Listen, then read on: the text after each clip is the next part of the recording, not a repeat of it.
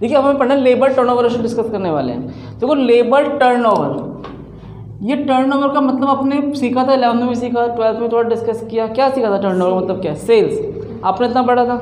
इसके कई मायने होते हैं। अपने फाइनेंशियल बात कर रहे हैं तो मतलब क्या आ गया? सेल्स की बात कर रहा हूँ। मैं आपसे कहता हूँ कि भैया आपकी कंपनी को कितना टर्नओवर, अब क्या बोलोगे सर छूटते ही 2 करोड़ की टर्नओवर है, 2.5 करोड़, 3 करोड़, आपने सेल बता दिया मुझे। बट यहाँ पे इसका कॉन्सेप्ट सेल का नहीं है। क्या कह रहे हैं? लेबर टर्नओवर कि आप कहना था कि आपके जो कितने लेबर वर्कर्स हैं वो चेंज हुआ है। स्टार्टिंग में लेबर क्या हुआ, अभी कितना लेबर हुआ है, ठीक है। जो लेबर में चेंजेस आया, पहले वर्कर्स कुछ और थे, अब वर्कर्स कुछ ज़्यादा हो गए हैं, कुछ कम हो गए, इनमें जो चेंजेस आता है वो क्या कहलाता है? Labour turnover. और जिस कंपनी की लेबर टर्नओवर रेशो ज़्यादा होगी उसकी कॉस्ट, लेबर कॉस्ट भी ज़्यादा होगी। तो यहाँ पर लेबर टर्नओवर का मतलब क्या है? जो हम चेंजेस इन लेबर की बात करने वाले हैं। अब देखो ऐसा मैं क्यों कह रहा हूँ, जिस कंपनी की लेबर टर्नओवर ज़्यादा होगी उसका लेबर कॉस्ट ज़्यादा क्यों होगा? कॉमन सी बात है। मतलब आपकी कंपनी में क्या है, ज़्यादा से ज़्यादा चेंजेस हो रहे हैं, बहुत सारे लेबर आते हैं चले जाते हैं, फिर अपॉइंट करना पड़ता है, फिर चले जाते हैं। तो वो दिक्कत क्या है? आपने नए लेबर अपॉइंट किया, क्या समस्या आने वाली है? उसे काम सिखाना पड़ेगा, उसके लिए आपको ट्रेनिंग, थोड़ा ट्रेनिंग भी देना पड़ेगा, फिर अपॉइंटमेंट करने के लिए आपको अपना जो बहुत कीमती टाइम है उनका अपॉइंटमेंट में खर्च करना पड़ेगा। ये टाइम अगर आप कहीं और लगा सकते थे, कहीं और दिमाग लगा सकते थे, आपका कुछ डिपार्टमेंट वो उसके अपॉइंटमेंट के लिए लग गया, 4-5 दिन का काम प्रोसीजर कंप्लीट हुआ, तो 5-6 दिन आपके वो बोले बेकार हो गए।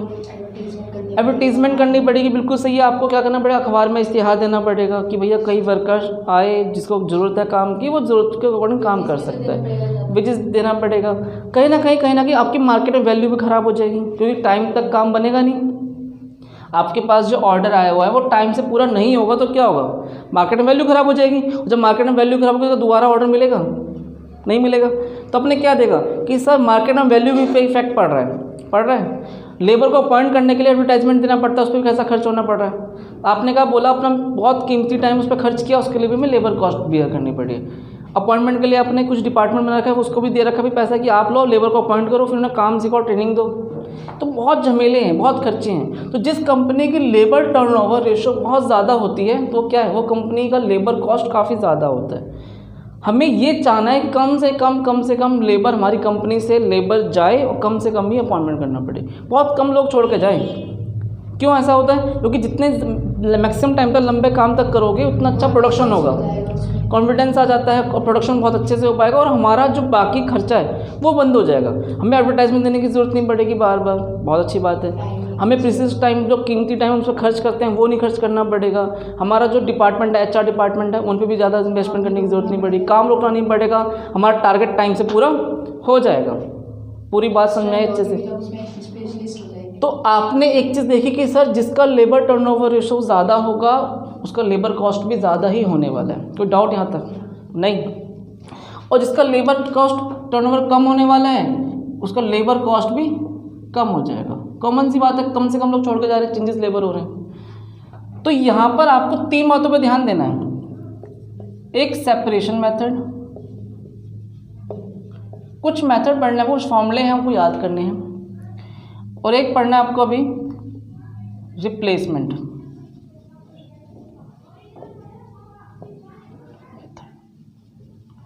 अभी तीसरा इसके बाद डिस्कस करेंगे। तो सेपरेशन मेथड क्या है? नंबर ऑफ सेपरेशन, कितने लोग आपको छोड़कर चले गए, कितने लोग आपको छोड़कर चले गए। Number of separation during the period divide by average number of worker, average number of worker. अब देखो आपके मन में क्वेश्चन आएगा ड्यूरिंग द पीरियड का मतलब क्या है। देखो ये जो पीरियड मैंने लिखा है इसका मतलब है वो 1 वीक भी हो सकता है, 1 मंथ भी हो सकता है, 3 क्वार्टर भी हो, 3 मंथ भी हो सकता है, और बताइए 6 मंथ भी हो सकता है, 1 ईयर भी हो सकता है, कुछ भी हो सकता है। आप जो पीरियड की बात कर रहे हो वो डिपेंड करता है, कुछ भी हो सकता है, 1 महीना, 6 महीना, 3 महीना और 12 महीना, कुछ भी डिपेंड कर सकता है। तो ड्यूरिंग द पीरियड की बात कर लेता हूँ मैं, जनरली हम 1 साल की बात कर लेते हैं, ठीक है। तो number of separation during the period upon में एवरेज नंबर ऑफ वर्कर, कितने लोग आपको छोड़कर चले गए वो जानना ज़रूरी है। और इनटू में क्या आ जाएगा यहाँ पर, और हमें मेथड में परसेंटेज में बात करनी तो इनटू में क्या कर दूंगा मैं 100 कर दूंगा। कोई डाउट यहाँ तक? कुछ मैं आपको यहाँ पर ध्यान देना, तो एग्जांपल लेता हूँ। जैसे ओपनिंग वर्कर कितने थे 450 मान लेते हैं, और साल के लास्ट में मैं देखता हूँ क्लोजिंग वर्कर। जो आपके पास क्लोजिंग वर्कर मैंने एग्जांपल लिया है 550 का लिया है। ओपनिंग वर्कर 450, क्लोजिंग वर्कर 550, और नंबर ऑफ सेपरेशन कितने लोग छोड़कर चले गए आपको। सपोज मैं मान लेता हूँ 150 मान लेते हैं। कितने मान के चलिए 150, 450 ओपनिंग में थे, 150 चले गए, कितना रह गया 300, और 300 थे लेकिन क्लोजिंग कितना है 250। तो नंबर ऑफ रिप्लेस कितने नए लोग आए हैं 250, ताकि वो टैली कर जाए। मैंने इस तरह का एग्जांपल दिया आपको। कोई डाउट यहाँ तक टैली करने के लिए? अब देखो, अगर टाइम शॉर्ट टर्म की बात हो रही है, अगर टाइम शॉर्ट टर्म होता है तो फिर ये दोनों फ्लक्चुएट हो सकते हैं, number of separation, number of replacement. क्यों? कम लोग छोड़ के जा रहे हैं, ज़्यादा लोग अपॉइंट करते हैं, ठीक है। लेकिन अगर टाइम लॉन्ग टाइम की बात हो रही है, लंबे टाइम की बात हो रही है, तो जितने लोग छोड़ के जाते हैं उतने ही लोगों को अपॉइंट किया जाता है, ताकि हमारा बैलेंस बना रहे। लेकिन अगर शॉर्ट टर्म की बात होती है तो फिर इतना इफेक्ट नहीं पड़ता। कम लोग जाते हैं, ज़्यादा लोग आते हैं, जहाँ ज़्यादा लोग जाते हैं और कम लोग आते हैं। अगर 10 लोग छोड़ के गए आपकी फैक्ट्री को, तो क्या 10 के 10 ज़रूरत है? क्या कम टाइम का ज़रूरत है। शॉर्ट टर्म की हम बात करें तो 5 रख लो, 6 रख लो, काम चल जाएगा, कल चल सकता है। लेकिन अगर लॉन्ग टर्म की बात करें, परमानेंट की बात करनी है, तो फिर आपको 10 के 10 ही अपॉइंट करने पड़ेंगे, फिर आपको काम नहीं चल सकता है। तो शॉर्ट टर्म के अंदर ये दोनों फ्लक्चुएट हो सकते हैं, लेकिन लॉन्ग टर्म में फ्लक्चुएट नहीं होते, वहाँ बराबर होता है, ठीक है। हमें शॉर्ट टर्म में देखना है कि भैया जितने लोग गए उससे कम में काम चल सकता है, तो अच्छी बात है। तो तुमने जैसे एग्जाम्पल दिया। देखिए, number of separation during the period, हम बात कर रहे हैं यहाँ की कितने लोग छोड़ के गए आपकी फैक्ट्री को, कितने लोग गए वो बताइए। अब क्वेश्चन क्या कहता है, एवरेज नंबर ऑफ वर्कर, इन दोनों को ऐड करो, 2 से डिवाइड करो, कितना आ जाएगा। देखो, एवरेज का फॉर्मूला क्या है, average number of worker, opening plus closing divide by 2। तो कितना आ जाएगा, इन दोनों को आप ऐड करोगे तो 1000 आएगा, 2 से डिवाइड करो तो कितना आ जाएगा। कोई डाउट यहाँ तक? और इनटू में 100, क्यों? परसेंटेज में चाहिए। 2 0 बिल्कुल कटेगी, और कितना बचेगा यहाँ पर 30%। आप कह रहे हो कि सर इस कंपनी का जो सेपरेशन है ना वो 30% है, 30% लोग सेपरेट हो गए हैं, 30% लोग आपकी फैक्ट्री को छोड़कर जा चुके हैं। कोई डाउट यहाँ तक तो बताओ, समझ में आया? तो हमने क्या देखा कि भैया लेबर टर्न रेशो में पढ़ रहे हैं पर सेपरेशन। अब देखो, जिस कंपनी का 30% ज़्यादा बढ़ रहा है, सपोज 30 तो हमारा एग्जांपल था, 40 आ रहा है, 50% आ रहा है, तो कंपनी अच्छी कंपनी नहीं मानी जा सकती। हम क्या कहेंगे, ज़्यादा लोग इस कंपनी को छोड़ कर जा रहे हैं, कहीं ना कहीं इसका इफेक्ट पड़ रहा है, नेगेटिव इफेक्ट पड़ेगा, लेबर कॉस्ट बढ़ जाएगी आपकी। तो जितना ज़्यादा ये हाई होता जाएगा लेबर कॉस्ट उतना ज़्यादा ही होगा, और जितना कम होगा लेबर कॉस्ट उतना बढ़िया होता है। तो कम से कम लेबर छोड़ के जाए, हमें ऐसा काम करना चाहिए। इसे कॉपी कर लो, फिर आगे डिस्कस करते हैं। देखिए, अब हमें डिस्कस करना है, रिप्लेसमेंट मेथड पढ़ने वाले हैं। तो यहाँ पर फॉर्मूला क्या है आपका, number of worker replaced during the period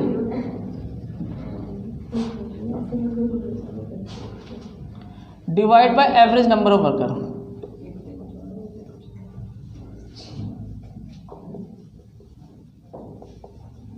जो कितने वर्कर आपने रिप्लेस किए हैं फैक्ट्री के अंदर, कितने वर्कर नए वर्कर जुड़े हैं, बताइए कितने जुड़े हैं यहाँ पर 250। तो 250 डिवाइड बाय एवरेज नंबर कितना था 500 इंटू में 100, क्या आंसर आ जाएगा आपके पास ये 50%। 50% नए वर्कर आ रहे हैं, तो क्या अच्छी बात है कंपनी के लिए। नए वर्कर ज़्यादा जुड़ रहे हैं, तो कॉमन सी बात है उनको सिखाने में ज़्यादा पैसा खर्च करना पड़ेगा, ट्रेनिंग देनी पड़ेगी, आपको कहीं ना कहीं काम बहुत डिले होगा, बिल्कुल होगा। आपने जो स्टडी पहले कर ली, कंप्लीट किया 1 साल पढ़ाई को, तो आपको नॉलेज ज़्यादा होगी, अच्छे से पढ़ने जो नए बच्चे को आएंगे। कॉमन सी बात है ना, आपने 1 साल बिल्कुल सीख रखा है, कॉन्सेप्ट क्लियर कर रखा है, सारी चीज़ आपको अच्छे से पता है, तो कहीं ना कहीं आपको प्रैक्टिस करने की ज़रूरत है। लेकिन जो नए वर्कर्स आते हैं उन्हें बिल्कुल सिखाना पड़ता है काम, स्टार्टिंग से उन्हें देना पड़ता है समय, तो ये प्रॉब्लम रहती है। तीसरा जो मेथड है वो है फ्लक्स मेथड।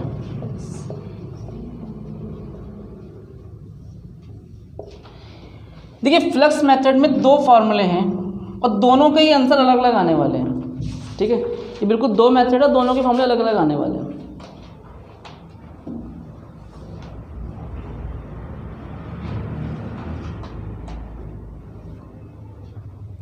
देख कैसे, इसका पहला फॉर्मूला कहता है number of separation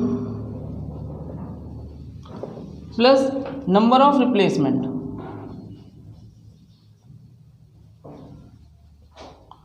divide by average number of worker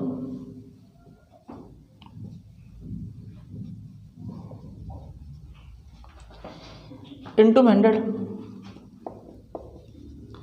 देखिए सेपरेशन कितना हुआ आपके पास, अभी आपने सेपरेट किया, 150 लोग छोड़ के गए और 250 लोग जुड़ भी गए।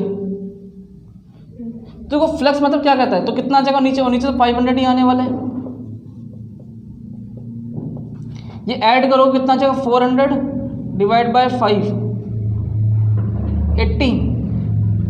अब आप चेक करो हमारा जो सेपरेशन मेथड था उसका आंसर 30% आया था और इसका आंसर कितना आया था 50%। दोनों को ऐड करो 80% हो रहा है ना। तो ये जो है फ्लक्स मेथड का पहला पार्ट कहता है, पहला फॉर्मूला कहता है कि भैया जो दोनों का ऐड कर दो आपका आंसर आ जाएगा। क्यों, कितने लोग, देखो दो इफेक्ट पड़े हैं कंपनी पे। कैसे दो इफेक्ट पड़े हैं, कुछ लोग छोड़ के गए पहला इफेक्ट, कुछ लोग नए आए दूसरा इफेक्ट। अनुभवी लोग चले गए काम खराब हो गया, नए लोग जुड़ गए फिर काम खराब हो गया, हुआ ना। दो तरह के चेंजेस आ रहे हैं, समझ में आई बात। तो यहाँ पर जो आने वाला जो आंसर आता है वो कैसा आता है, दोनों का टोटल आता है 30 + 50 क्या बन जाता है 80% बन जाता है। इसे पहले लिखो फिर आगे लिखते हैं। देखिए सेकंड मेथड कहता है इसका number of separation plus number of replacement divide by 2। ये कहता है कितने लोग छोड़ के गए और कितने लोग आए उसका एवरेज निकाल लो। एक कॉमन सी बात देखनी है भाई, कितने लोग जाते हैं और कितने लोग आते हैं, उनको एवरेज कितना बना वो देखा जाएगा और डिवाइड बाय क्या किया जाएगा एवरेज नंबर ऑफ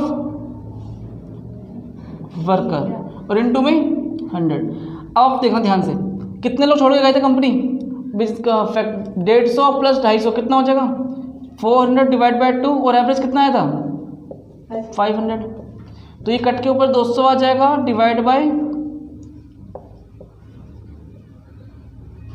40%। अब आपके मन में क्वेश्चन आएगा सर एक मेथड से हमने किया तो आंसर 80% आया, इस वाले से किया तो कितना आया 40। बिल्कुल आधा कर देगा ये। क्यों आधा कर देगा, क्योंकि ये कहता है फ्लक्स मेथड कहता है कि हमारा 80% का इफेक्ट नहीं है, एवरेज 40% का इफेक्ट देखा गया है। क्यों, क्योंकि कुछ लोग गए और कुछ लोग आए, उसका एवरेज निकालो कि एवरेज कितना इफेक्ट पड़ा है। तो दोनों आंसर बिल्कुल डिफरेंट देंगे और दोनों एक दूसरे का डबल होता है। अगर वो 80 दे रहा तो ये 40, वो 60 तो ये 30 देता है। इसे कॉपी करो।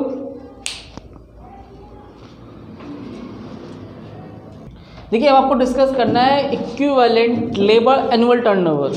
देखो अगर आपने लेबर के हम टर्नओवर की बात करते हैं, अभी आपको मैंने क्या बताया था, ये हम 3 मंथ पे भी निकालते हैं, 1 मंथ पे भी कैलकुलेट कर सकते हैं, ठीक है। आपने कहा कि सर 6 मंथ पे भी कैलकुलेट करते हैं, 12 मंथ पे भी कैलकुलेट करते हैं। अगर सपोज मैं मान लेता हूँ मैंने आपको जो एग्जाम्पल दिया वो 6 मंथ का दिया है, बाकी एग्जाम्पल नहीं दिया है अभी। बात को समझना ध्यान से। अब मुझे 6 महीने तक का रेशो पता है तो क्या मैं 1 ईयर का निकाल सकता हूँ। मुझे जितनी भी रेशो है कुछ भी हो, मुझे कैसे इक्वलेंट करना है, एनुअल लेबर के रेट के अकॉर्डिंग बात करनी है। सपोज अगर 6 महीने के हिसाब से मेरा कितना आया था, नंबर ऑफ सेपरेशन मेथड में कितना आया था 30%, तो साल में कितना हो जाएगा 60। ये बीच वाला कितना 50 था, वो कितना हो जाएगा 100 हो जाएगा। तो यही बात यहाँ पे ध्यान देनी है। तो यहाँ फॉर्मूला क्या बन जाएगा, लेबर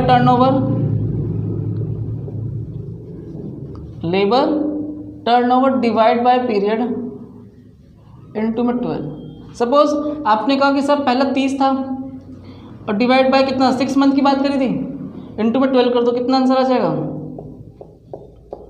60%। तो इस तरीके से आप कोई भी रेशो को इक्विवेलेंट कर सकते हो। इक्विवेलेंट का मतलब समझा क्या है, इक्वल कर देना किसके, हमने एनुअल के रेट की बात कर रहे हैं। सपोज अगर मंथ की बात करते हो, 1 महीने के हिसाब से आंसर आता है 12%, तो साल का फिर कितना आ जाएगा, सॉल्व हो जाएगा 12 डिवाइड बाय 1 इंटू में 12 144 आ जाएगा। फिर तो ये किसी भी रेशियो को इक्विवेलेंट करना है, किसके अकॉर्डिंग, एनुअल के अकॉर्डिंग करना है। इसे कॉपी कर लो।